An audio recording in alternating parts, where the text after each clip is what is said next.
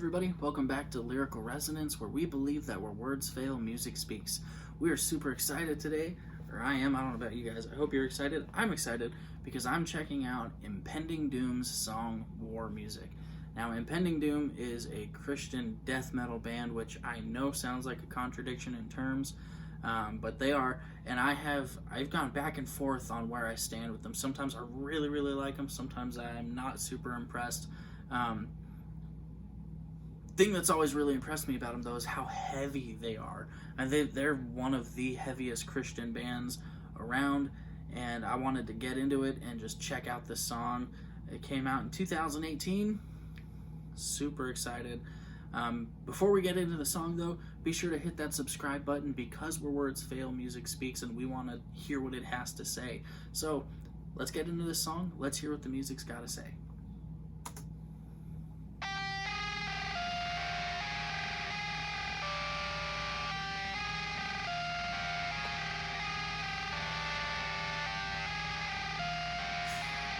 That guitar is super eerie.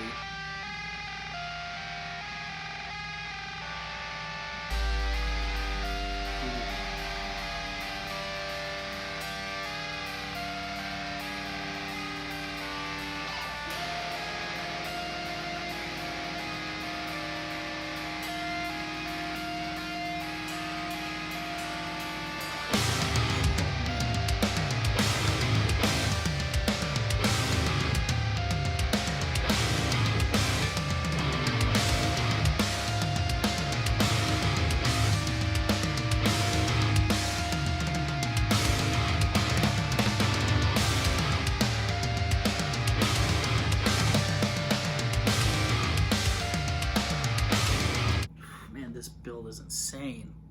Feel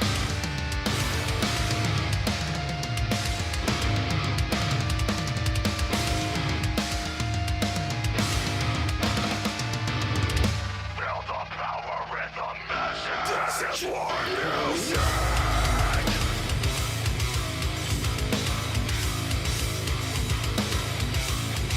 This is war music.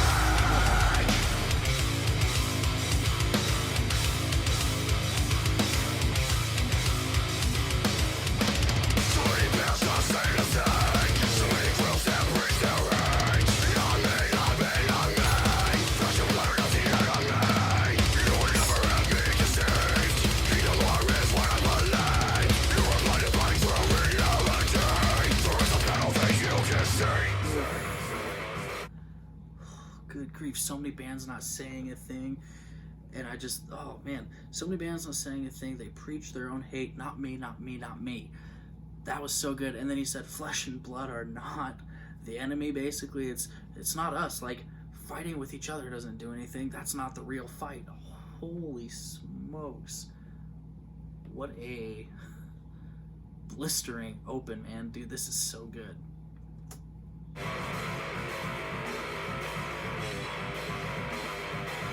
Getting dizzy. This is hard and low. It's all fingering hatred. This is hard and low. Will destroy the next generation. This is hard and low. Feel the power in the message. This is what you say.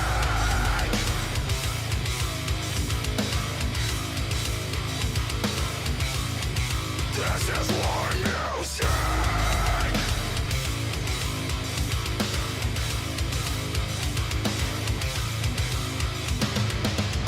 Bury the serpentine.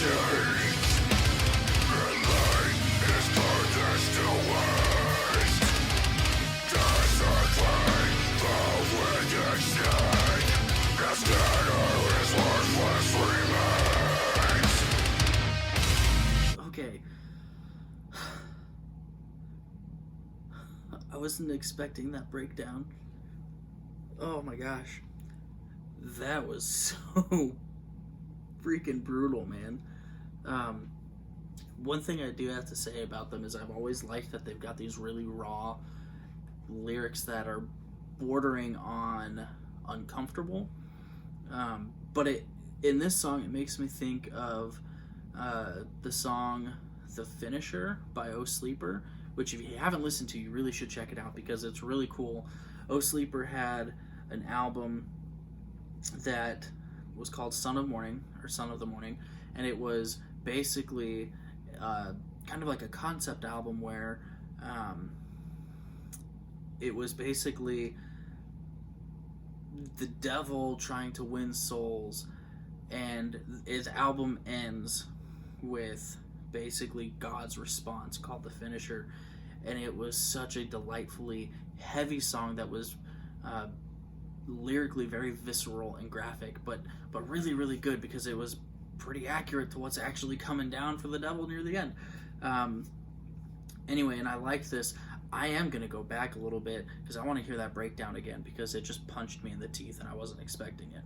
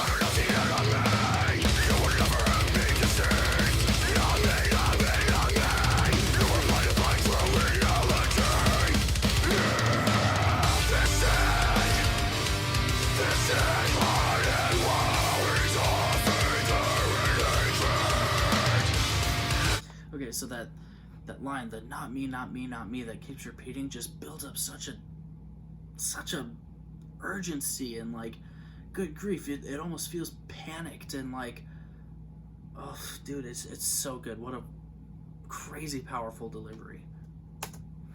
This is hard and will destroy you for this generation. This is hard and wise of enduring truth. This is hard and will destroy you for this generation. This is what you say.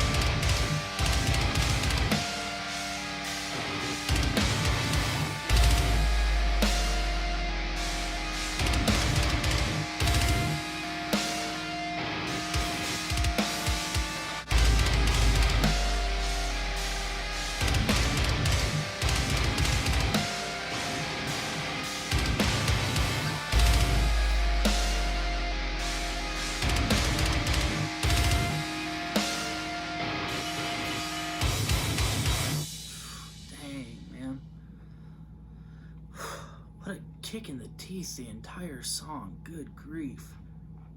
I know these guys are crazy heavy. I mean, I've always known that, but oh my gosh. That was a lot of fun. If this doesn't get your blood pumping and get you to want to fight, check your pulse, man. One of the comments that makes me chuckle, maybe I'll see if I can find a way to get it posted here or something. It says, "My only wish is that when Jesus returns, that ending breakdown would be loudly playing in the background." That would be hilarious. I mean, it would be terrifying for so many people, but that would be good. All right, so let's talk about it. We've got basically what we've got is a song that is calling Christians specifically, I believe, to fight for the stuff that actually matters. He says there's so many bands that aren't actually saying anything, so many groups that preach their hate. Not me, not me, not me. Flesh and blood are not the enemy. And this is something that is super important for us as Christians to understand. Like, Christians need to get on the same page that there are some things that are worth fighting for and some that absolutely are not. And the thing that sucks is we're so divided that we're not even reaching people because we're so divided. And this is trying to say, you know what, flesh and blood aren't the enemy. Like, people aren't the enemy. We're fighting a spiritual battle that's very real. And just because we don't see it, man, it doesn't make it not there. He even says it, there's a battle that you can't see.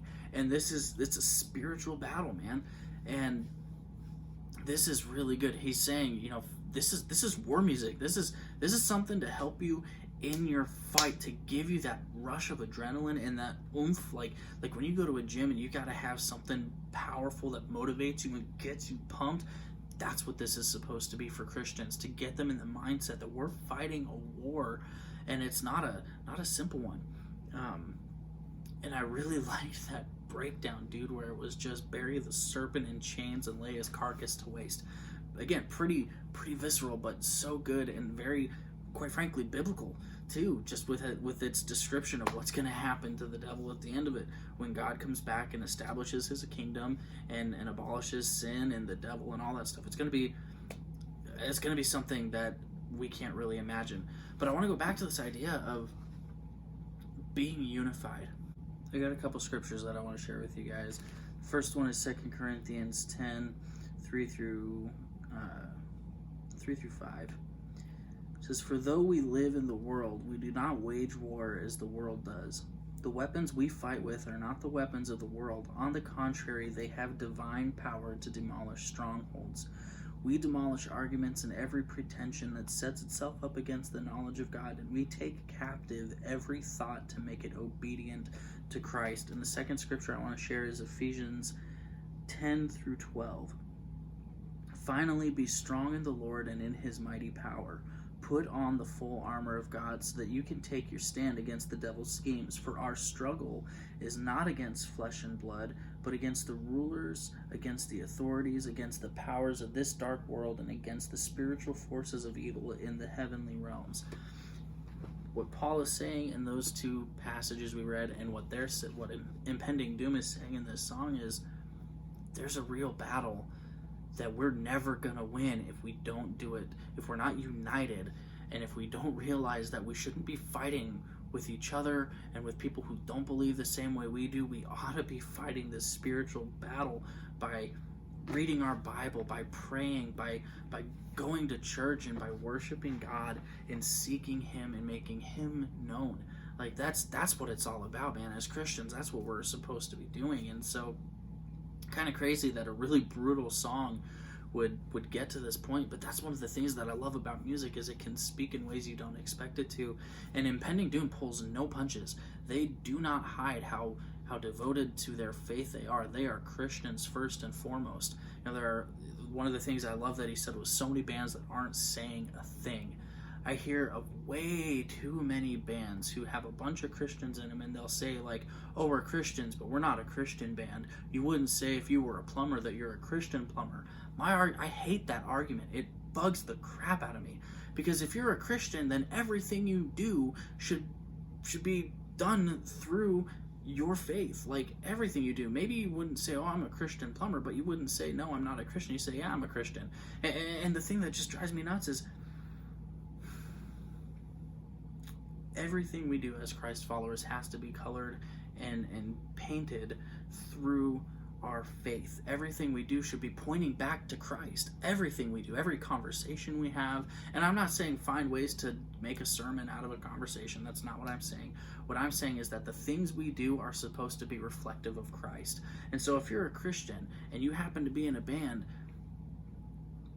maybe the rest of the people in the band aren't a Christian, but you are. So you should say, "Yeah, I'm a Christian artist." you know what? And maybe I have no room to talk because I'm not in a band, I'm not an artist, but I am a Christian, and I work in a sales department.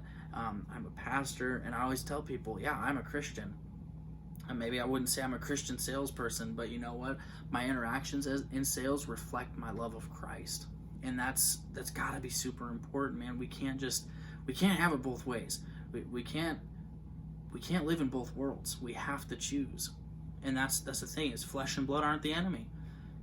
It's not. The enemy is it's the devil, man. He's the enemy, and he barely has to lift a finger because of how divided we are, and it's sad. And you know what? We ought to be making Christ known through everything we do. Sorry, I didn't mean to get on a soapbox there, but this is something that really resonates with me, and I feel it strongly, that we need to be united. We need to be bold about our faith, and to not be afraid of what the world's gonna say, and we need to not shy away from it because, well, maybe I'm gonna lose fans, or maybe we won't be able to reach as much people. You know what? Forget that. Be bold about your faith. Your faith, if you're a Christian, your faith, it's supposed to be the thing that consumes you. Your relationship with God has got to be the priority. Anything that replaces God as priority number one becomes your new God. And if that means that's your career, sorry, man, that's what it is. And so everything we do as Christ followers has to be a reflection of Christ, and it has to point to Him. It's got to bring glory and honor to Him. If it doesn't, we're missing the mark. And I'm not saying I'm perfect at this. I'm far from it. But man, Impending Doom, you got me thinking and you got me preaching, man. Love that song. That was so good. I'm going to have to listen to that album again because it's been a long time since I've even given it a cursory listen to.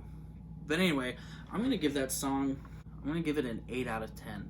The only reason I don't give it a 10 out of 10 is because this I really like heavy music. I do a lot, but it's not, I can't do a whole album like that just through all the way, because I need something to break up the adrenaline rush. And I'm not saying there wouldn't, I mean, if I were in the right mood, I would probably just listen to stuff like this for an hour or more. But it's typically, I need something, I need some mellow in the middle of it. Anyway, I really like the song. Let me know what you thought in the comments below. How would you rate the song? 1, terrible, 10, amazing. I'm interested to hear from you. If you like Impending Doom's lyric video, it was super cool. The art style was fantastic. I'm going to have a link for it in the description. Go check them out and support them because they deserve it. They're awesome, unapologetically Christian, and I love that about them. So that's going to do it for our video, though. Before we get out of here, make sure you hit that subscribe button, because where words fail, music speaks, and we're going to keep checking out what the music has to say. But until our next video, as always, stay safe and be blessed. We'll see you soon.